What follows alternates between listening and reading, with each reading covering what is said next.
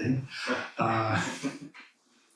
My life partner, Linda Gallion, we're here. So happy to be here.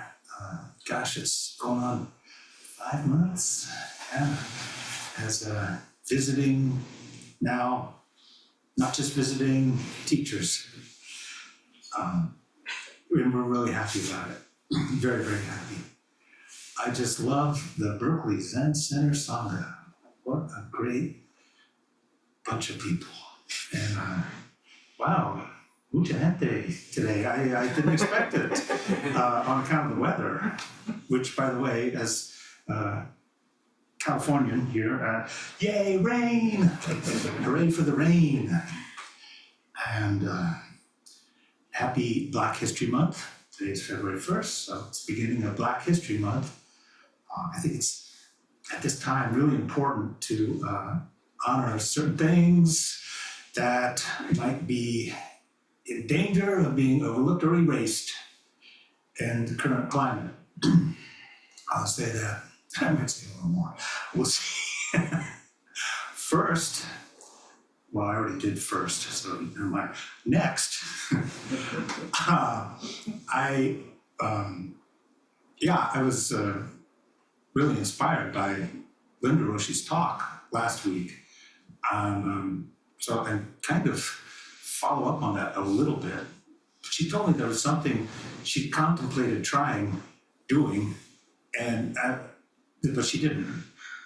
I was like, you should have done it. Can I do it? And she said, sure.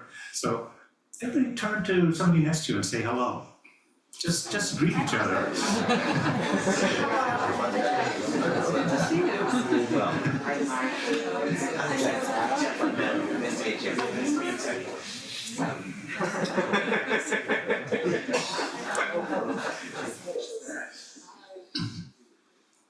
Yeah, we usually have to wait until the end of the talk and we go outside and stay silent until we get off the porch. Apparently before the fellowship begins. Although, actually, sitting zazen together is fellowship. It is on a very, very deep level. But then there's also the saying hello and, hey, how are you doing? And do you need any support? Are you struggling? Are you at peace? Etc. You know, being good Dharma friends to one another. The thing that struck me, I was riding my bike. I come back to the temple and I saw two pillars of the temple, Alexander Senaki, Genpo, and Haspaker, Shorei. We're out front on Russell Street. I said, hey, how you doing? I said, I'm trying to write a Dharma talk. On my bike, I have wool gathering on my bike. It's very effective. And I said, I think I want to talk about how many people were here last week, because there was a lot of people here last week. And Linda's talk, I felt really addressed the present moment. And I think it's not a coincidence that there's a lot of people come, because I think it could be that things are kind of scary right now for a lot of people, okay? I'll say that. I feel that a lot. When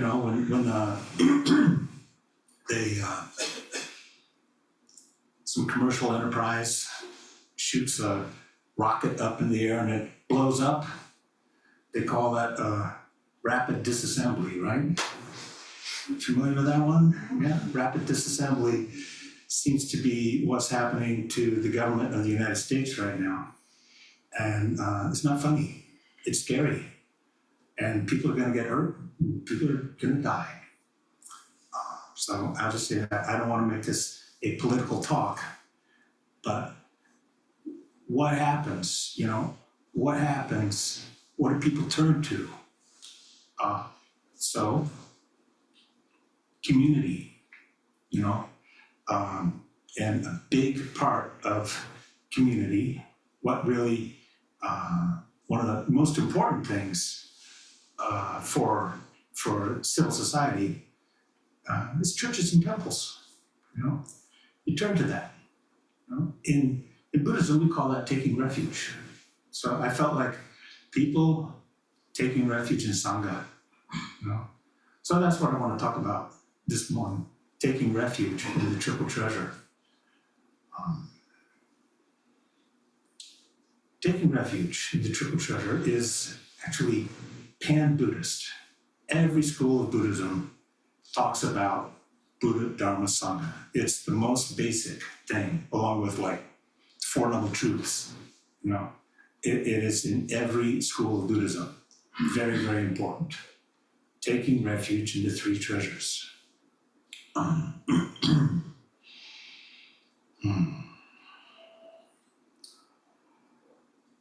Our great benevolent founder in Japan, Eihei Dogen, lived in the early 13th century and founded this school, the Soto Zen School of Buddhism in Japan.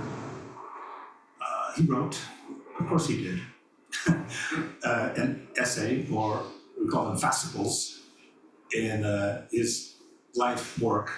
The most important thing that he put his energy into, the Shobogenzo, the treasury of the true Dharma I. And this fascicle is called Kie Sanpo, taking refuge in the three treasures. It's actually a draft. He didn't finish it. So it's something he worked on very close to the end of his life. And I've heard that actually when he became very ill and could no longer stay in the monastery he founded in Echizen province, the Eiheiji, he went to Kyoto and stayed with a benefactor there back in Kyoto, and that he put calligraphy of Buddha, Dharma, Sangha and attached it to a pillar like that and circumambulated the pillar. Mm-hmm. However, I can't find anything to verify that. It's just something I heard and repeat. So I don't know if that's if it's you know, what do they call that? You know, hagiography, made up stuff. I have no idea, but it is beautiful to think of. So I can understand why it became a story with the energy he had left in his body, just circumambulating, taking refuge in the three treasures. Anyway, this is Gudo Nishijima and Chodo Cross's translation of Kie Sanpo. A couple of passages. Clearly, in the Western heavens and the Eastern lands, what the Buddhist ancestors have authentically transmitted is reverence for Buddha, Dharma, and Sangha.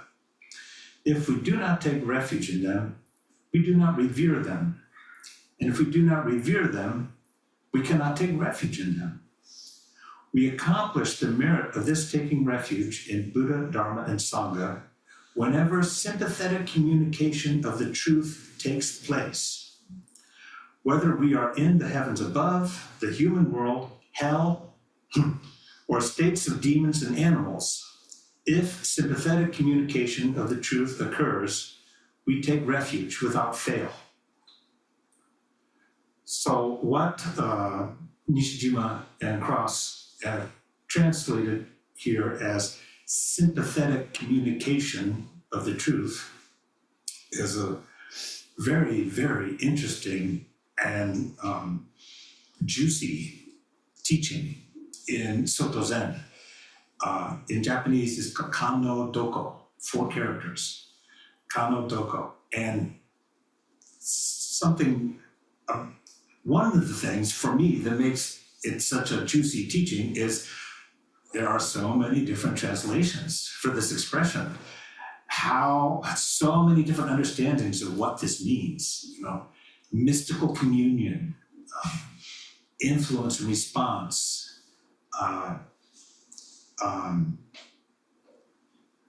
mystic communication, sympathetic resonance. There's more, there's a lot more, I didn't write them down.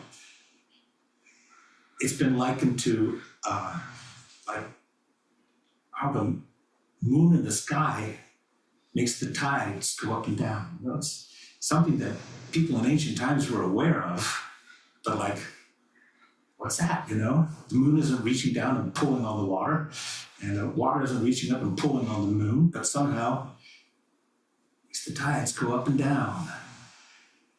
It's kind of mysterious. So yeah, this sympathetic communication of the truth is not up here, you know? It's in here. It's something that happens behind the breastbone.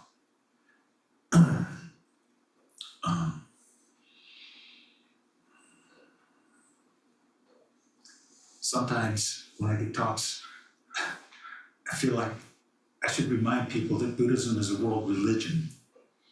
It is actually a religion, you know. It's not a theistic religion. So instead of theism, we take refuge in the triple treasure. It starts there. Dogen goes on, because Buddha is our great teacher, we take refuge in them. Because Dharma is good medicine, we take refuge in it. Because Sangha are excellent friends, we take refuge in them. Someone asks, for what reason do we take refuge solely in these three? The answer is because these three kinds of treasure are ultimate places of refuge, and they can cause living beings to get free from birth and death and to experience the great state of Bodhi. Therefore, we take refuge in them.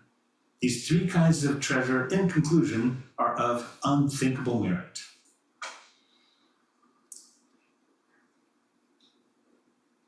Beautiful. Yeah. So for me, this is a devotional practice. It is a devotional thing. And I don't want to talk this morning about how I understand Buddha, Dharma, and Sangha, except to say, this is just the greatest Sangha. You know? I'll say that much. What a wonderful Sangha. Because these are things that you can explore for a lifetime. How do you understand Buddha? How do you understand Dharma? How do you understand Sangha? So I don't want to get into that too much. You know, it's something to definitely study or talk about with the teachers in a one-on-one practice discussion or Dokusan. Very good topic for discussion. In the festival, Dogen writes out how we take refuge in this tradition as part of our ordination ceremony, whether it's lay ordination or priest ordination, and take refuge in the three treasures 3 times. And that seems to be also possibly pan-Buddhist, because you might know when we do sesshin here, you know, concentrated day or days of sitting, at the end of the day, we take refuge. And very often, we chant the refuges in Pali. So, yeah, it sort of emphasizes how ancient and venerable this practice is. In Pali being the language that the Buddhist teachings were first written down in, before Sanskrit, Pali. So the old school, Theravada school, you know, they use Pali words a lot. So, for example, they don't say Dharma, they say Dhamma. Actually, Buddha and Sangha are the same in Sanskrit and Pali, but in the word Dharma in Pali is Dhamma, no R. And we chant, Buddham Saranam Gacchami, Dhammam saranam gacchami. Sangham saranam gacchami. Dutiyampi buddham saranam gacchami. Dutiyampi dhammam saranam gacchami. Dutiyampi sangham saranam gacchami. Tatiyampi buddham saranam gacchami. Tatiyampi dhammam saranam gacchami. Tatiyampi sangham saranam gacchami. Oh, thank you very much. I didn't expect that to happen. That was beautiful. You know, in Tassajara, that's the last thing after the last Pariya Zazen at night before we go to bed. And it's a lullaby. I think of it as a lullaby, the last thing at night. And so it's 3 times 3, you know. Dutiyampi for a second time. Tatyampi for a third time. I go to Refuge for Buddha, Dharma, and Sangha. And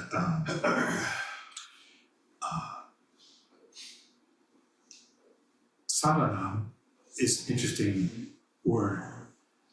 Sarana, I discovered it means to return and rely upon. I really like that.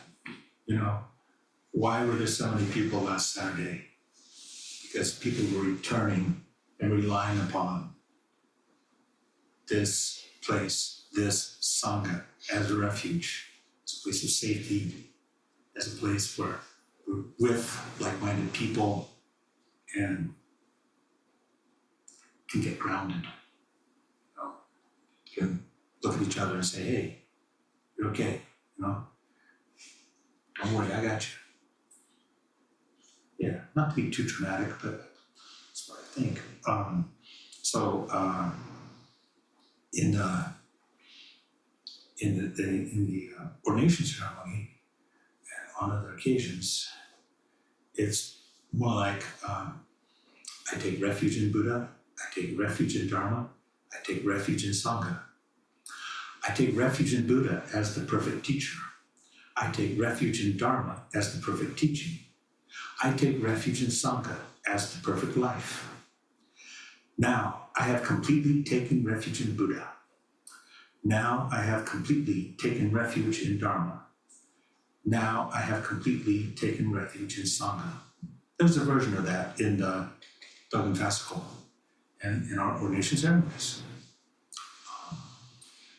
One time, Sojin Roshi, I can't remember the occasion, it's probably Chikai or something. He was going, now I have completely taken refuge in Buddha, it is done. Now I have completely taken refuge in Dharma, it is done. Now I have completely taken refuge in Sangha, it is done. I like that version. So sometimes I do that one, and sometimes I do the other one. What am I talking about? Sometimes when? This morning we did 9 prostrations. So that's my personal practice that I share with you this morning. When we're doing the 9 prostrations, as I go down, I take refuge in Buddha. So I take refuge. You get the picture. So 3 times 3, taking refuge. I repeat this to myself, you know, silently as we're bowing together, as a Sangha, bowing together.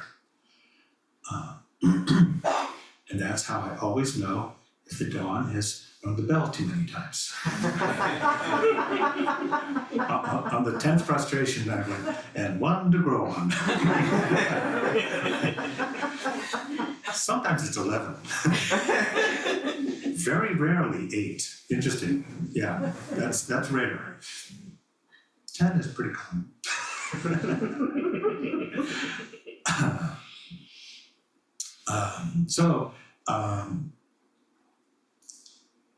Probably don't recall, feels like a million years ago, but Linda and I hadn't been here very long when we went to Philadelphia, Pennsylvania for the biannual conference of the Soto Zen Buddhist Association. All our Dharma brothers and sisters in North American Soto Zen. Anyway, many of them. It's really wonderful, joyous occasion. And long before we knew that we'd become the Berkeley Zen Center, they said, can you be Eno's, co-Eno, me and Linda, for the conference? And we're like, sure, that'd be fun. And then later on, it was like, but it was fun. It was work, but it was fun. And in the conference, we had occasion to have 3 morning services. We wanted to highlight what other temples are doing. I mean, have examples of services, what's service like in your temple? So it so happened that none of them were in Suzuki Roshi lineage. None of the 3 were Suzuki Roshi lineage. And we didn't start with 9 vows, any of them. We started with 3 vows, which is typical. That's basically what they do in Japan. They do 3 vows.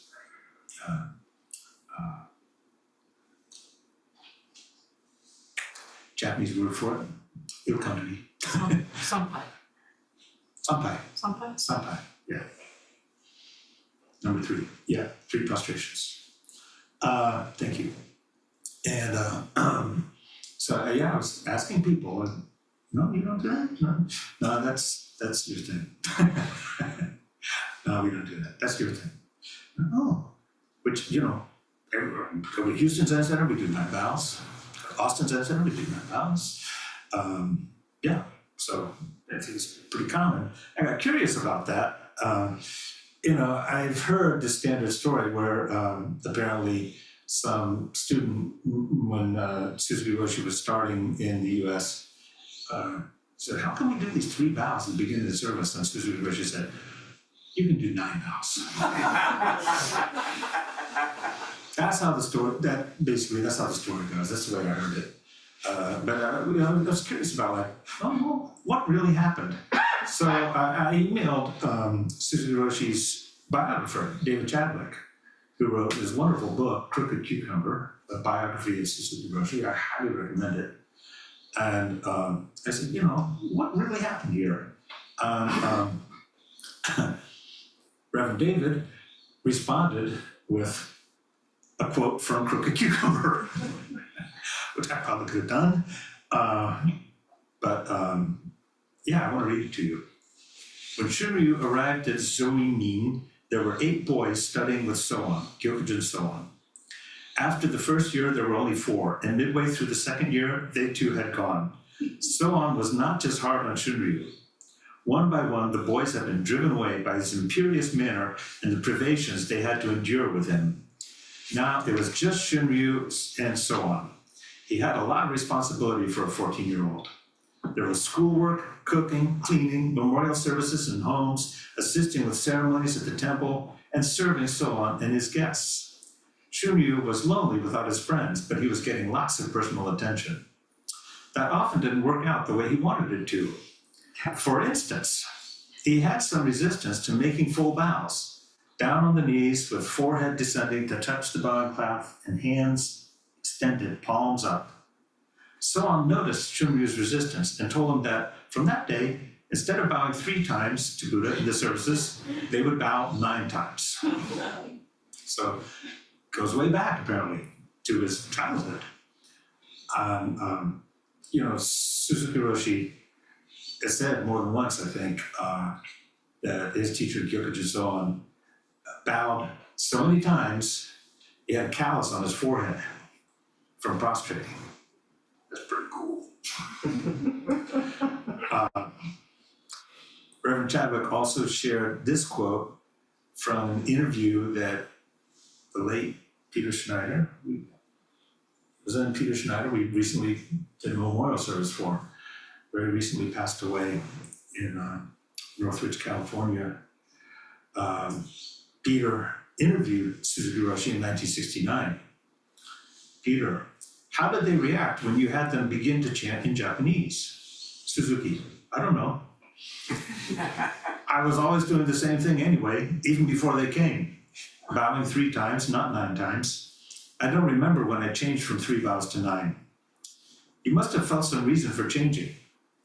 Suzuki, I thought you want more practice than we Japanese want. That is what I said then. Bow is very good practice, and after sitting, we feel very good. Yeah, so true. And then what I found on my own was from a Dharma talk that Suzuki Roshi gave in old Sokoji Temple on Bush and Laguna, San Francisco, in 1966. He says, a while ago, when we had Vesak service with all the Buddhists in the First Unitarian Church, Vesak being another pan-Buddhist thing. In like Southeast Asian Buddhism, is one holiday that celebrates Buddha's birth, Buddha's enlightenment, and Buddha's parinirvana. In our tradition, there are 3 different occasions, but Vesak is sort of all-inclusive. And obviously this was a pan-Buddhist event at the First Unitarian Church. I thought it might be better to bow the way we usually do at Zen Center. But someone said, if we bow in that way, people may be discouraged. It is true, very true. I know people will be discouraged. I know we are causing a lot of discouragement for American people when we bow 9 times, when they bow only 3 times in Japan. I know that very well. So I bow 9 times here in America. Buddhism needs our continual effort eternally. Until you are interested in this point, you cannot understand Buddhism. Whoa. Interesting statement. Yeah. It wasn't always candy with Suzuki Roshi, you know? One time I asked my teacher, Sojun Roshi, what is Buddhism asking of me? And he said, oh, everything. He knew I was all in. Taking refuge in the 3 treasures is the beginning of the 16 Bodhisattva precepts. Very important.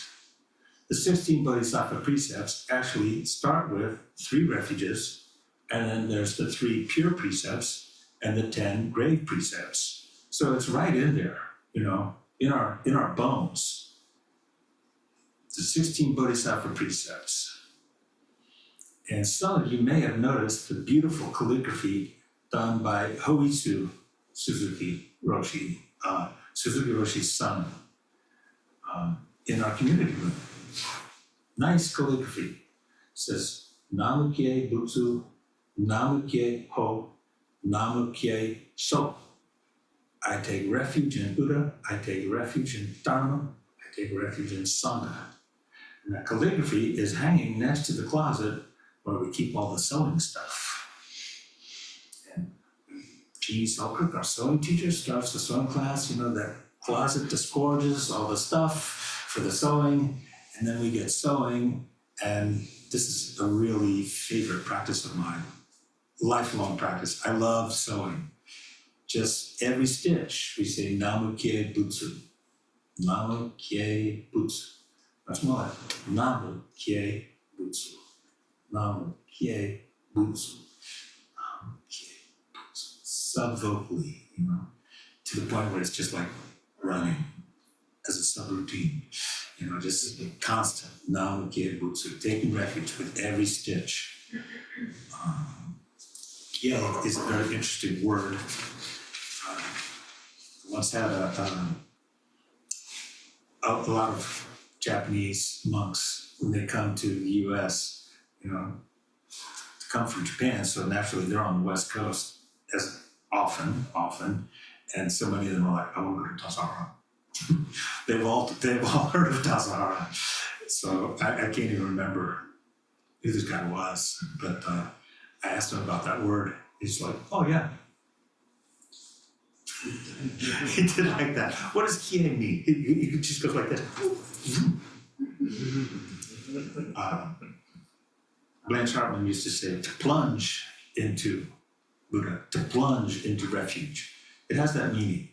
And I think, the needle going into the fabric plunges in, right? That goes together for me. Again, devotional practice, very much so. Very much a devotional practice. And,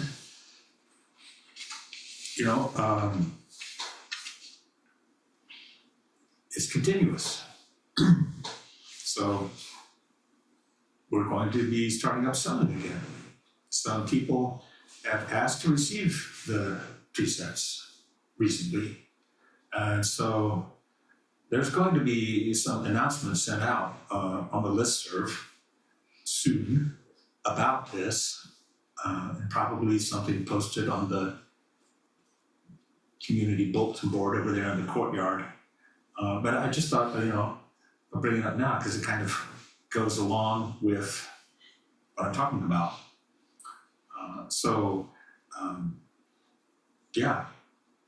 This will be happening. This is a very robust Sangha, and people want to take refuge. So this is happening. And if any of you here, or any of your friends who are not here, or anybody who's online, hello, Zoom people, have interest in this and have been practicing for a while, they should talk to their teacher or a teacher about doing this kind of thing. I'm referring specifically to jukai, which is a Japanese word meaning receiving the precepts.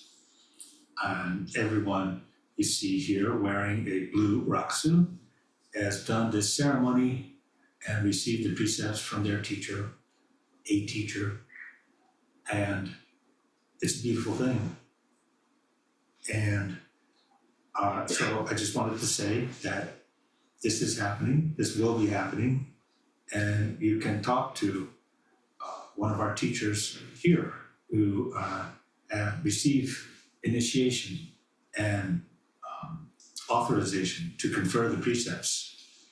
And those people would be Lori Sanaki, Jerry Oliva, Peter Overton, Ryushin Andrea Thatch, Dave Rutschman, Carol Paul, Hannah Mira, Linda Gallion, and me, Greg Fain. It's 9 people. There's a lot of sports, team sports in American vernacular. You ever notice that? I think it's called a deep bench. Yeah. So if that is something you're interested in, you can talk to a teacher that you feel some sympathetic resonance with, and you can make this happen. Because it's a very important thing that we do here in this Sangha. And it will be happening. So, on that note, I think I'm done. I think I said everything I want to say. And I really thank you for your patience, and thank you for being here. And yeah, we've got a little time for questions, and Susan can keep me honest, make sure we don't go over. Yeah, 20 minutes. 20 minutes? What? Oh, God, to see all the people on Zoom. What is that? Okay. Questions or comments, or hello, Hex. Shorey. Morning, Greg. Good morning. Thank you for your talk, and also just for the lightness of your bearing this morning. When you were talking about safety, one question that came to my mind is, how do we support each other in Sangha when maybe some Sangha members aren't feeling safe in Sangha, or when the ways we can kind of bump into each other, and how do we hold a container that is safe and that allows for bumping into each other that's still comfortable for people. That's it, isn't it? Yeah. And thank you, because I meant to say that this is, I feel, one of the very best ways that we can honor our late abbot, Hozan Roshi, because this was so important to him. This was definitely Hozan's Dharma. Wanted a community that could practice harmoniously and include all kinds of differences, you know, and acknowledge all of us do our best to, what people used to say about Suzuki Roshi a lot was, I felt like he could see the Buddha in me when I couldn't see it myself. So I think it's incumbent upon all of us, don't want to be too preachy, but to try, to try, you know, to saranam, return and rely upon seeing the Buddha in each person, because it's there, you know. The prerequisite for being a bodhisattva is birth in a human body. That's when I look around me, I see humans, all bodhisattvas in training. That's how I see it. I don't think I'm directly addressing your question. The big how, but maybe a little bit, you know. I just, even with someone it's very difficult for you, and there will always be such a person, you know. It's why Devadatta is like probably my favorite chapter of the Lotus Sutra, you know, because you know, Devadatta, Buddha's cousin, he tried to kill him. And in the Lotus Sutra, they have the Buddha saying, if it weren't for my good cousin Devadatta, none of this would even be happening. And I just think that's such a powerful and radical teaching about inclusivity, you know.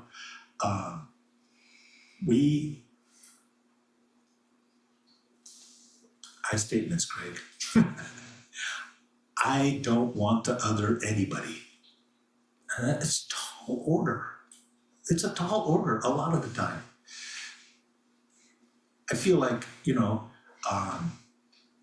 coming to Berkeley Zen Center and being with, you know, taking refuge in Sangha as excellent friends, right?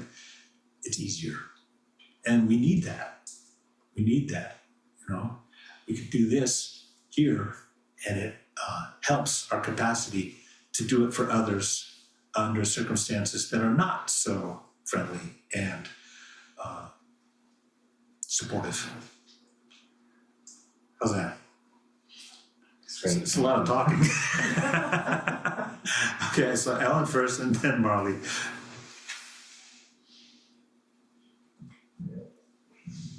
Great. Hello, good morning.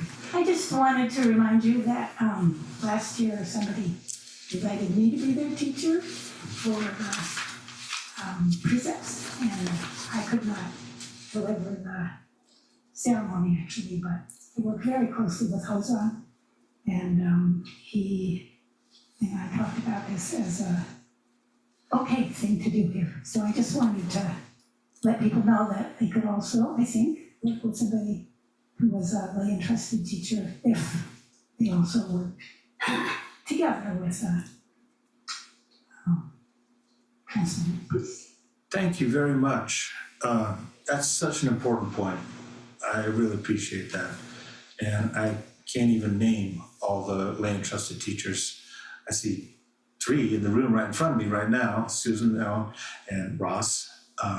So yeah, that's definitely a thing. For example, I'm so humbled to have been asked by Marley to give her the precepts, and Marley has been studying with Karen Sondheim, a lay transmitted teacher, for some time, studying the precepts. So I told Karen that I was definitely going to be working with her. That actually, I asked her, "Look, can we do this together?" She was like, "Yeah, we're pretty excited to be doing that together."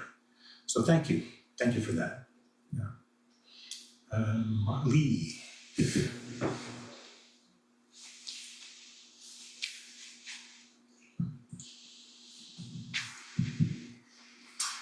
Well, thanks for putting me on the spot. Sorry. No, we're fine. But I really appreciated this talk. I think you've talked so much about how important refuge is in this practice we do around here, in Buddhism in general, Zen. And the 3 jewels. I guess what I'd love to hear more from what you got today is what makes them that trustworthy refuge? Yeah. We do.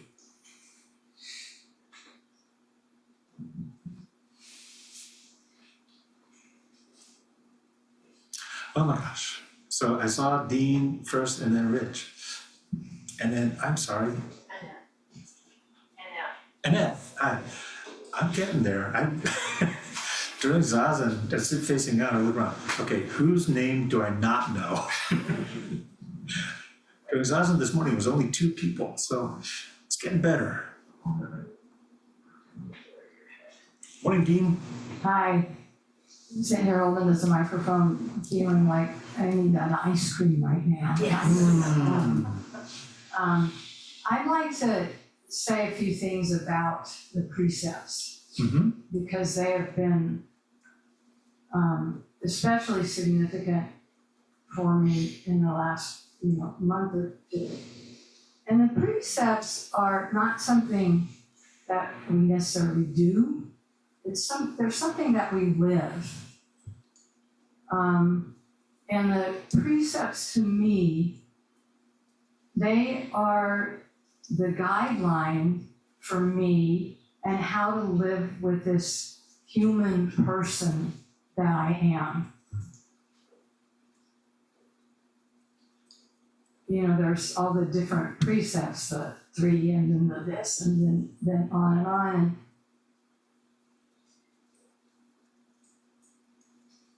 We get to have this cool sewing, which I love, and I love my rakusu, and I'm thrilled that I haven't lost it permanently yet.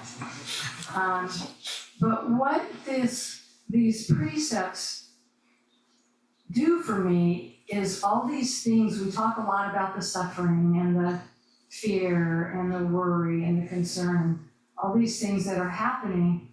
What the precepts do for me, they give me a place to take all of that and to repeat them over and over and to find, they've guided me to find that place where there is no separation, there is no othering, and to just have them in my mind and my body all the time is what is guiding me to live them.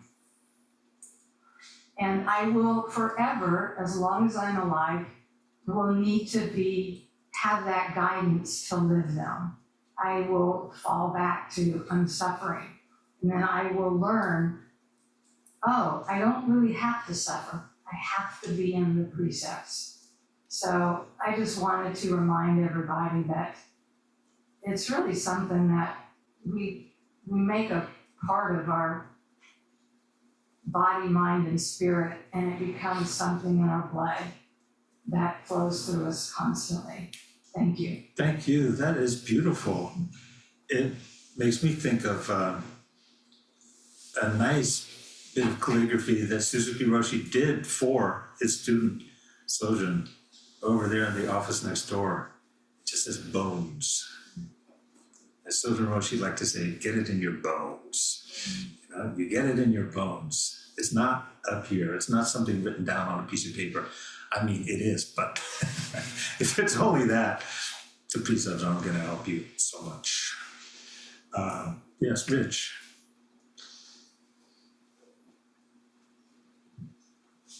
Thanks for your talk, Greg. I was thinking about what does it look like to take refuge? Like, what is that to plunge? And I wonder if taking refuge is we don't talk about faith very much, but it seems like maybe maybe you could just say something like, what does it look like to take refuge? I like talking about faith. And Sojun Roshi, he said, Suzuki Roshi was a faith type. Dogen was a faith type. I'm a faith type. You know, it was very important to him. And I said several times in this morning's talk, you know, I'm talking about devotional practice. You know, devotional means of the vow. So we take these vows, and I hope we take them seriously. And like Dean said, you know, just over and over again, getting them in our bones, prostrating. I take refuge in Buddha. I take refuge in Dharma, just over and over and over again.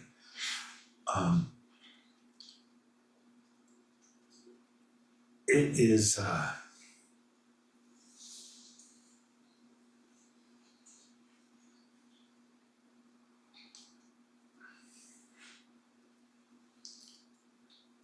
it's kind of great to have something in my life that I can just give my whole heart to and not hold back. I really need that. You know? I think it's probably what brought me to this and what kept me coming around, returning and relying upon over and over and over again. It's not for everybody. We don't proselytize in Soto Zen. You know? We don't say, hey, you come do this practice, you're really gonna like it. You might not like it. What if you don't like it? You might get mad at me. But it's been working for me. You know, so yeah, I just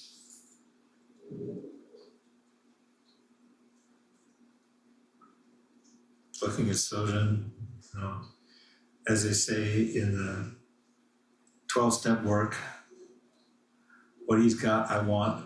Whatever he's doing, I want to be doing that. So I did my best.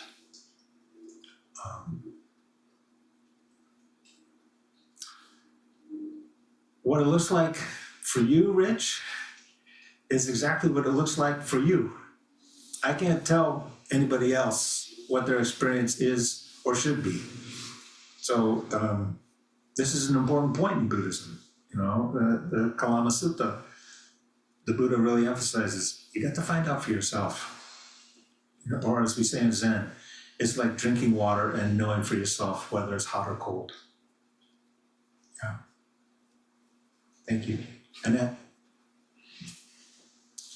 And then Kate. I can talk really loud. So I want to say thank you, Greg, for who you are and how you share it with all of us in the world with such exuberance and deep honesty and good humor. So thank you. Aw, thank you.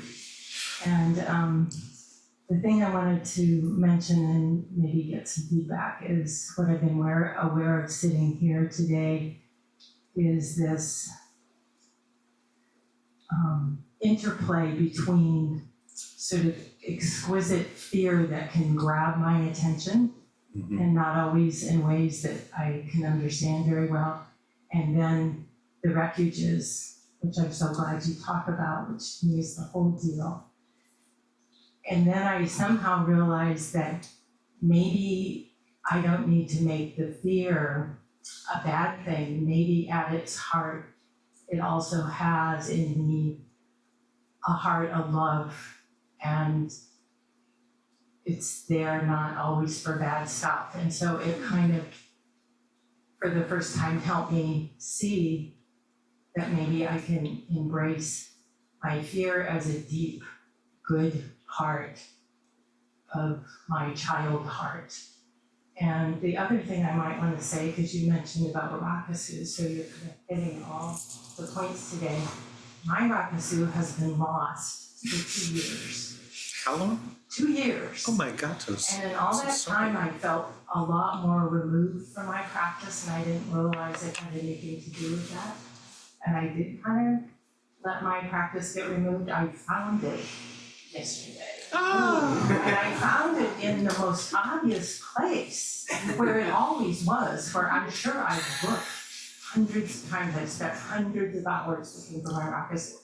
And I even thought that maybe I left it at City Center, and I talked to them about it, so they all know this wrong. And I found it in my most special bookcase in my living room, right above the books, where obviously I would put it, and I'm gonna put it again. In a high And this is place. the first time Yes. I've been able to wear it. Yay! Wonderful Carol said, "Who did you study with?" And I could say Linda Ruth. Aw. And so I feel like this has brought me back to my heart, and there's no words to express how that feels, so thank you. Thank you, Annette. My gosh, you made me get a little misty there.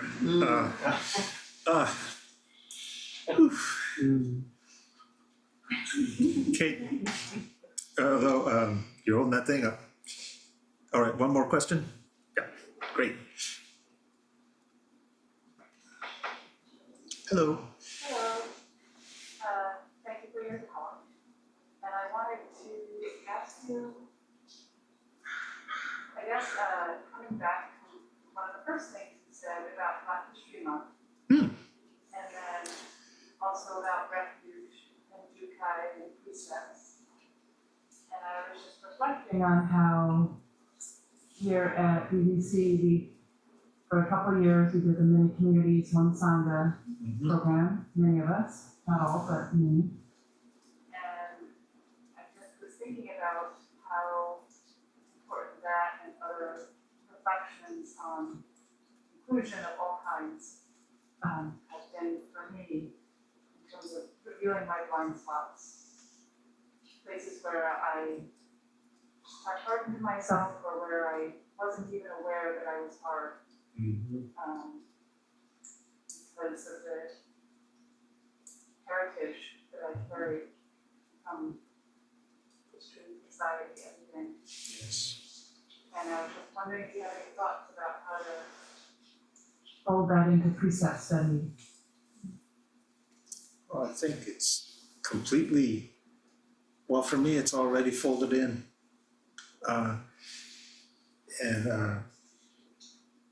There's nothing outside of practice.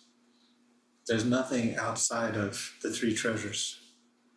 So you can't say, oh, I'm doing this Buddhist thing over here, and I'm doing this diversity work over there. Well, I mean, of course you can say that, but I wouldn't say that.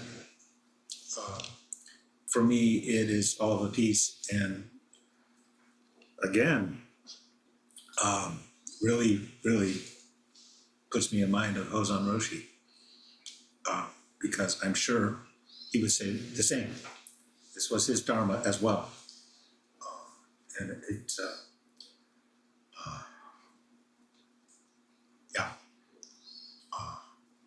I think a beautiful way to honor his legacy is to continue this work, mindful and aware, forever, you know? So thank you so much for saying that.